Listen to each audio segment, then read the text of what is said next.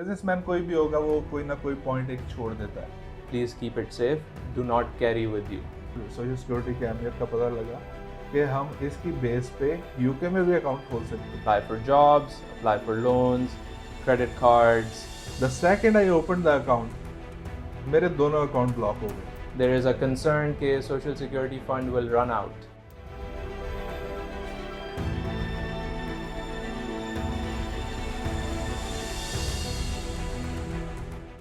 अस्सलाम वालेकुम नाजरीन, मैं हूं ख़याम खान और आप देख रहे हैं डियास्पोरा एक्सपीरियंस। आज का हमारा टॉपिक है American tax and financial system. ये किस तरह चलता है और इसकी क्या हकाइक हैं, इनकी डिटेल्स क्या हैं। आप पहुंच चुके हैं America. We need to be ahead of the game. आपको बहुत सारा यूट्यूब पे कंटेंट मिल जाएगा। अमेरिका कैसे जाना है, A1, B1, J1, ये वीज़ाज़ क्या होते हैं, E2 वीज़ा क्या होता है, स्पाउस का वीज़ा क्या होता है, और आप पहुंचना चाहते हैं यहाँ पे। लेकिन हमें आगे रहना है और हमें ये बताना है कि अब आप पहुंच चुके हैं और नेक्स्ट स्टेप आपका क्या है, किन चीज़ों की आपने एहतियात करनी है और किन चीज़ों से बचना है और क्या आपके लिए बहुत ज़रूरी है देखने के लिए। सबसे ज़्यादा ज़रूरी चीज़ है, आने के बाद जब आप रेजिडेंट हो जाते हैं तो सोशल सिक्योरिटी। आपका एक सोशल सिक्योरिटी कार्ड बनता है जिसकी आपकी आइडेंटिफिकेशन होती है। और मुझे याद है जब मैं अमेरिका आया था, मेरा सोशल सिक्योरिटी बना था, तो मेरे अजीज़ व अकारिब ने कहा था कि इसका बहुत ख्याल रखना, हर किसी के साथ शेयर करने वाली चीज़ नहीं है। और कार्ड के ऊपर भी बिल्कुल लिखा हुआ था कि इसको आप सिक्योर जगह पे रखें। तो इसी मौजू के लिए मैंने फाइनेंशियल एक्सपर्ट जो अपनी यहाँ पे एक कंपनी चला रहे हैं, अकाउंटिंग फर्म, बड़ी कामयाबी के साथ, मेरे बहुत अच्छे दोस्त हैं। He is a young man, Iqbal का शाहीन। हम वेलकम करना चाहेंगे मिस्टर तानियाल इकबाल को। Assalamu alaikum. Thank you so much for inviting me to your show, Khyam bhai. I will share with you some information that's going to help us और हमारे fellow Pakistanis in USA जो कि इस information का फ़ायदा उठा सकते हैं once they are here. So social security का आपने पूछा, ये एक strict and confidential identification number है जो कि USA में हर बंदे को मिलता है जो यहाँ का legal permanent resident हो जाता है. So you use this number to apply for jobs, apply for loans, credit cards, any kind of financial entry into the system in the United States. आपके साथ एक experience जो आप share कर रहे हैं कि इसको protect क्यों करना है, the reason for that is it is very important. ये नंबर आपका एक sole identification number है जो कि आपको काफ़ी सारा exposure देता है into financial credit, into obtaining loans, home loan, car loans, credit cards, etc. So इसकी हिफाजत बहुत ज़रूरी है। इनफैक्ट आपके पास जब ये आइडेंटिफिकेशन कार्ड आ जाता है तो उस लेटर के अंदर लिखा हुआ होता है कि please keep it safe, do not carry with you. बहुत शुक्रिया दानियाल इसका इंट्रोडक्शन देने के लिए। अब मुझे भी इसकी अहमियत का थोड़ा एहसास हुआ है। मैं रिलेट करूंगा एक स्टोरी के साथ जो कि रियल मेरे साथ हुई। एक दोस्त ने कहा कि सोशल सिक्योरिटी की बेस पे हम अमेज़ॉन का अकाउंट बना सकते हैं, तो आपके पास अमेज़ॉन का अकाउंट आराम से बन जाएगा। आप वो बनवाएं, हम पार्टनरशिप करते हैं, 3 पार्टनर्स होंगे। ये उस वक्त की बात है, आज से 4-5 साल पहले, जब बाबा अमेज़ॉन मिस्टर सनी अली आए थे। हम बड़े उनके फ़ैन हैं। बहुत अच्छी बातें करते हैं। बेशक हम अमेज़ॉन का काम नहीं करते, लेकिन he is a good influencer. बातें उनकी हकाइक पे मबनी होती हैं, लेकिन बिजनेसमैन कोई भी होगा वो कोई ना कोई पॉइंट एक छोड़ देता है जी बताने के लिए। सो इसी तरह मेरे क्लास फेलो LSE में पढ़ते थे। He is a good businessman. उसने कहा हम स्टार्ट करते हैं। स्टार्टिंग में अमेज़ॉन के लिए मैंने अकाउंट बना लिया। थैंक्स टू सोशल सिक्योरिटी मेरे पास सोशल सिक्योरिटी कार्ड था और बन गया, और उसके पास नहीं था, वो नहीं बना सकता था, उसकी मैंने हेल्प कर दी। सोर्सिंग स्टार्ट करते करते मुझे एक और सोशल सिक्योरिटी की अहमियत का पता लगा कि हम इसकी बेस पे यूके में भी अकाउंट खोल सकते हैं। तो क्योंकि उन भाई साहब ने कहा सर मार्केट जो अमेरिका की है बहुत सैचुरेटेड है और हमें अब यूके मार्केट देखनी पड़ेगी, सो आप जल्दी से यूके में अकाउंट खोल दें। वही मैं बड़ा एग्रेसिव था, मैंने भी एक्शन लिया और फॉरेन अकाउंट खोल लिया यूके में, Amazon central.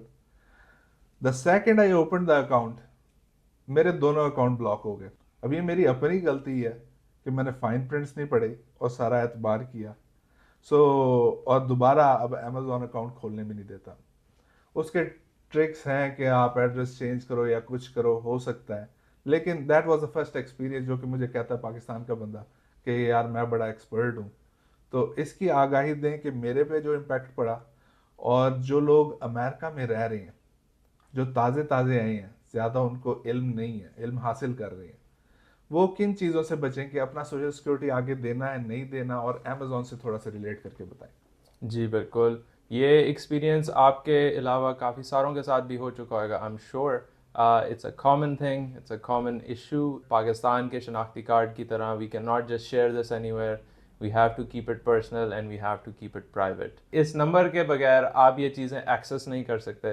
That is why जो फॉरेनर्स हैं that are looking for help from us in the US, they really need someone with a social security क्योंकि उनके पास US की ये financial credit system का access नहीं है without the social security। चले हम चलते हैं अब अगले सवाल की तरफ, जो कि हर दिल अजीज़ है हमारी देसी कम्युनिटी में, कि हम टैक्स रिटर्न जब जमा कराते हैं साल बाद, हर साल करवाना होता है यहाँ पे, तो उसमें हमें ज़्यादा से ज़्यादा रिटर्न आए। तो ज़्यादा से ज़्यादा रिटर्न लेना अच्छा है या बराबर जितना बनता है, इसकी क्या डेफिनेशन है? क्योंकि मैं 2-3 अकाउंटेंट्स के पास अगर जाऊं तो वो मुझे डिफरेंट नंबर्स देंगे कि हम आपको इतना दिलवा देंगे, हम आपको इतना दिलवा देंगे। तो फाइनेंशियल एजुकेशन इसमें क्या है, क्या प्रेफर्ड है? ज़्यादा पैसे आने चाहिए, कम आने चाहिए? और वो 40 पॉइंट्स का क्या रोल है कि आपके 4 साल या 10 साल आपने नौकरी की और टैक्स जमा कराया हो तो आपको आखिर में बेनिफिट्स मिलते हैं उसके? ये आपने बहुत अच्छा सवाल किया and I am sure a lot of people know this but still do not know in depth because the tax system इतना complicated है। Every year the rules change with the IRS, which is the Internal Revenue System. Every year there is a point system that the Social Security funding is based on. So every year you are able to get 4 points, which are based on a different set of criteria. The number of the amount of wages you are earning वो भी change होता रहता है as inflation grows. So आपको हर साल 4 points मिल सकते हैं to a maximum of 40 points. These are also called credits in the actual formal terms. So once you have 40 points या 40 credits, आपको तब eligibility मिल जाती है to receive a social security check after you have retired. The same check is gonna help you जब आप retire हो चुके हैं, maybe you don't have other sources of income or you don't have a job. This check can be crucial to your survival. आपकी day to day needs को पूरा करता है, brings food on your table, pays the bills, brings the lights on. So that is something that is a tax जो आप अपने tax returns पे करते हैं। सो आपका जो सवाल था उसमें ये भी था कि ज़्यादा टैक्स देना चाहिए, कम देना चाहिए, how does it affect you? बिल्कुल।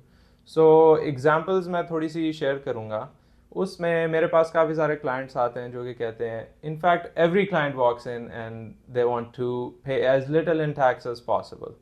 श्योर, ये तो हम as accountants we hear this as a song in our heads every day. तो उसका बेनिफिट भी है एंड एक नुकसान भी है। बेनिफिट्स ये हैं कि of course you are keeping more money in your pocket and you are paying less in tax. However उसके साथ प्रॉब्लम्स भी आ जाती हैं। सम प्रॉब्लम्स सच एज आपने टैक्स नंबर्स जो अपने सबमिट कराए हैं, those are no longer eligible or high enough to allow you to get a loan. US में काफ़ी सारी इंफ्रास्ट्रक्चर एंड जो चीज़ें हम ऑब्टेन करते हैं those are based on credit. हमारा घर का लोन होता है, हमारी गाड़ी का लोन होता है, we usually don't pay these off in full when we obtain them. So अब आपने घर का लोन लेना है तो अगर आपके पास टैक्स रिटर्न में आपके numbers are not high enough, आप क्वालिफाई नहीं कर सकेंगे। मे बी आपको 200,000 का लोन चाहिए but you don't meet the criteria for 200,000, you only meet it for 100,000. So इस situation में अगर आप कम tax pay करना चाहते हैं, that means your numbers on the tax return are going to have to be low.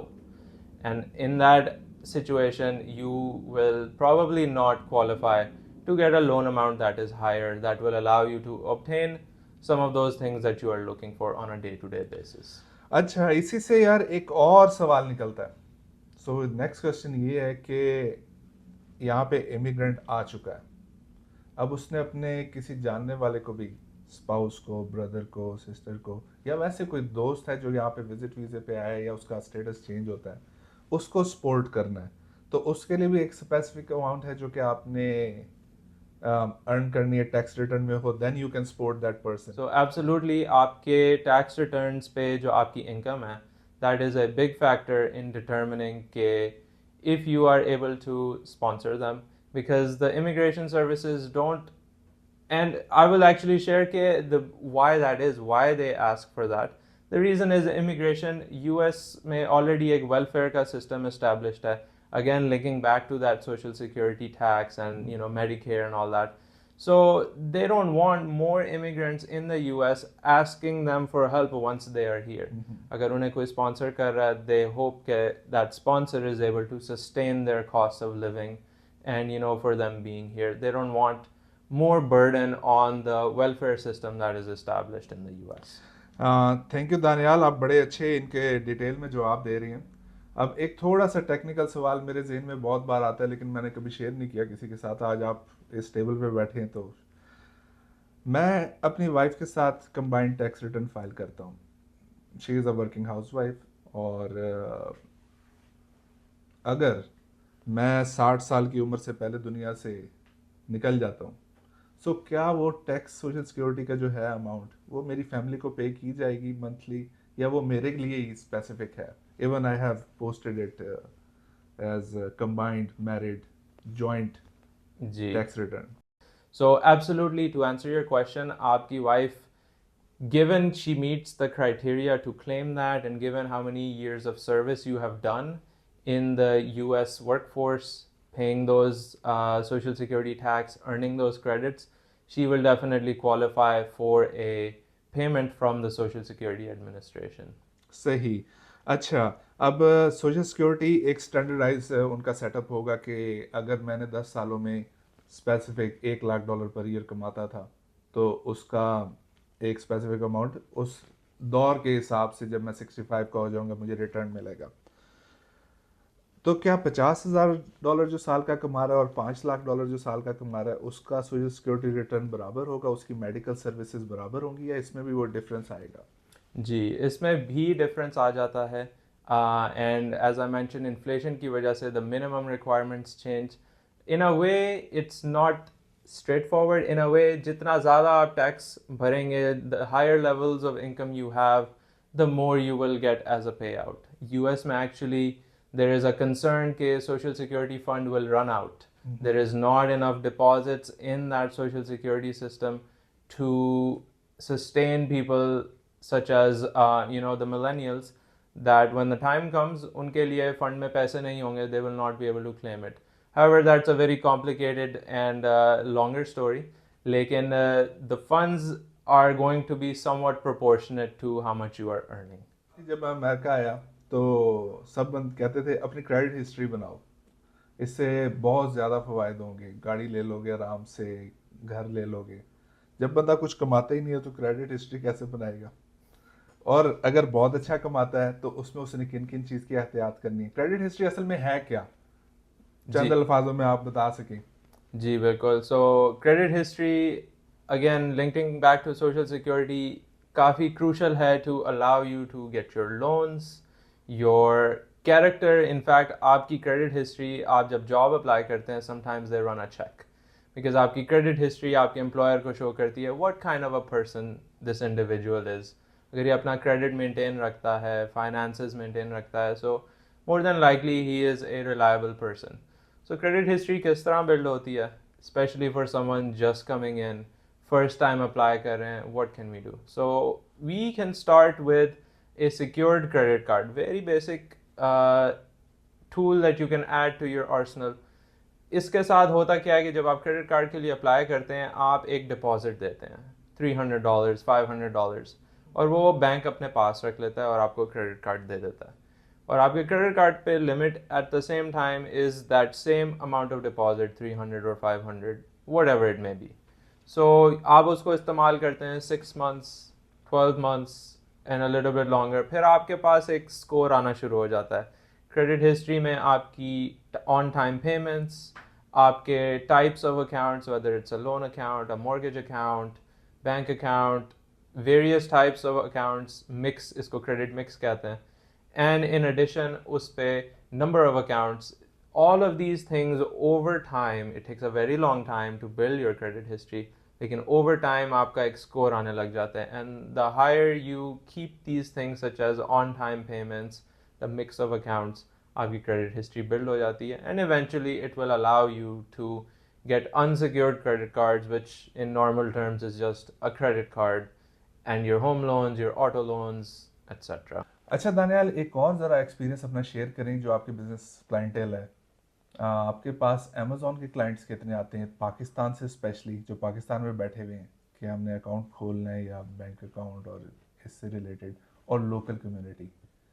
तो Amazon का business कैसा है इसमें एज एन अकाउंटेंट, क्योंकि आपके सामने से तो नंबर्स गुजरते हैं, we don't want to see the exact numbers, लेकिन एक ट्रेंड है वो आप शेयर कर सकते हैं।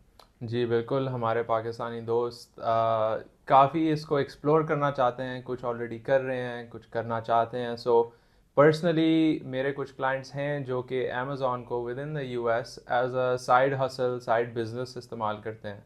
They have a full time job, but you know after hours उनके जो ऑर्डर्स हैं वो उनको प्रिपेयर करते हैं, उसको हैंडल करते हैं, and then that same business is included in their tax returns. So this is a smaller amount of people. Pakistan से काफ़ी connections and you know phone calls आती रहती हैं because they know I'm a Pakistani accountant in the US. So you know obviously we provide services such as opening LLCs and etc. So Pakistan वाले काफ़ी curious होते हैं कि how they can get an Amazon business established in the US. So Amazon का business हम देखते हैं कि पाकिस्तान में तो बहुत ज़्यादा यूट्यूब इन्फ्लुएंसर के इससे बेहतर दुनिया में बिजनेस ही कोई नहीं है। इवन मैं लोकल एड्स भी देखूँ ना यूट्यूब पे, तो यूएस के इधर भी कुछ इन्फ्लुएंसर लगे होते हैं कि अमेज़ॉन पे काम करें, हम आपको ये सिखाते हैं वो सिखाते हैं। तो इसकी रियलिटी में अगर हम जाएं तो कितना कुछ धुमार डाला जा सकता है। एक बंदा पाकिस्तान से अमेरिका पहुंच चुका है, वो क्या है, मैंने करना ही काम अमेज़ॉन का है और मुझे कोई फील्ड देखने की ज़रूरत नहीं, कोई और बिजनेस देखने की ज़रूरत नहीं। तो अपने जस्ट अ ट्रेंड कि यार ये कितना सक्सेसफुल है जितना लगता है ऑन मीडिया। अब टीमों आ चुका है, डिफरेंट स्ट्रीम्स है हमारे पास, वॉलमार्ट प्लस है, हर बंदा कंपेटिटर है अमेज़ॉन का और बेहतर प्राइसिंग में आ रहा है। तो अमेज़ॉन इस दुनिया का अभी तक वो, लेकिन यूट्यूब अभी भी अमेज़ॉन पे ही चल रही है। उस पर प्लीज़ अपना कमेंट दें। जी बिल्कुल। सो Amazon e-commerce is booming. It's everybody wants a piece of the cake. Everyone is interested. So clientele जो मेरे पास personal experience के through आए हैं, उनका focus is not particularly on Amazon. उसके various reasons हो सकते हैं, logistical challenges, resources, cost. You know, if you don't have the right sourcing, maybe it's not that profitable. तो जो पर्सनली मैंने अमेज़ॉन या उससे रिलेटेड बिजनेसेस देखे हैं, दे आर आइदर स्टार्टअप्स, थोड़ा अर्सा चलते हैं, उसके बाद you know maybe they lose focus, they lose track, और you know they are not getting the you know the generation revenue generation they're looking for, and then you know they move on to other things. This can be said in a similar way कि you know there's other clients I have that you know invest their money in other things such as gas stations or you know truck stops, etc., while keeping their full-time job working for an IT company or you know any other industry, but they really use those businesses as another piece of income, but they don't run their kitchen on it. अच्छा, तो jobs वाले तो पाकिस्तान से जो आते हैं वो अपनी फील्ड में ही ज़्यादातर रहते हैं और अपनी फील्ड में जॉब सेलेक्ट कर लेते हैं या जहाँ पे भी उनका बनता है। What are the most common businesses for a desi person coming to US जो एक्वायर करे आपकी नॉलेज में या आपके जो डे टू डे ट्रेंडिंग में है? So gas stations definitely one of them. उसके अलावा you know smaller vape shops यहाँ पे चल चुकी हैं. You know this is a booming industry, and similarly the same vape shops are turning into e-commerce categories. Pakistan में एक बंदा बैठा हुआ है, उसने सारे कोर्सेज कर लिए जितने भी पाकिस्तान में पड़े हुए यूट्यूब पे, उसने इंक्यूबेशन सेंटर में भी जाके कर लिया। अब वो अपने आप को समझता है कि मैं शाहीन हूँ और मैं मार्केट को उड़ा के रख दूंगा और मुझे किसी की ज़रूरत भी नहीं कि मैं किसी को फ़ोन करूँ अपने जानने वाले को, यार अपना सोशल सिक्योरिटी दो और मुझे अमेज़ॉन में अकाउंट खोल के दो। सो उसकी आप कैसे हेल्प कर सकते हैं कि, या सिस्टम कैसे हेल्प कर सकता है कि वो अपना ही अकाउंट खोले, अपना ही इन्वेंट्री मैनेज करे और अपना ही बैंकिंग सिस्टम भी संभाले? सो उस पे सो पाकिस्तान में है या यूएस में है, आप एक कंपनी खोल सकते हैं and there are certain criteria कि जो अगर लोकली मौजूद है, आपके पास फैसिलिटी बढ़ जाती है ऑन दी premise के आप किधर बैंक अकाउंट खोल सकते हैं, that is a second step to opening an LLC.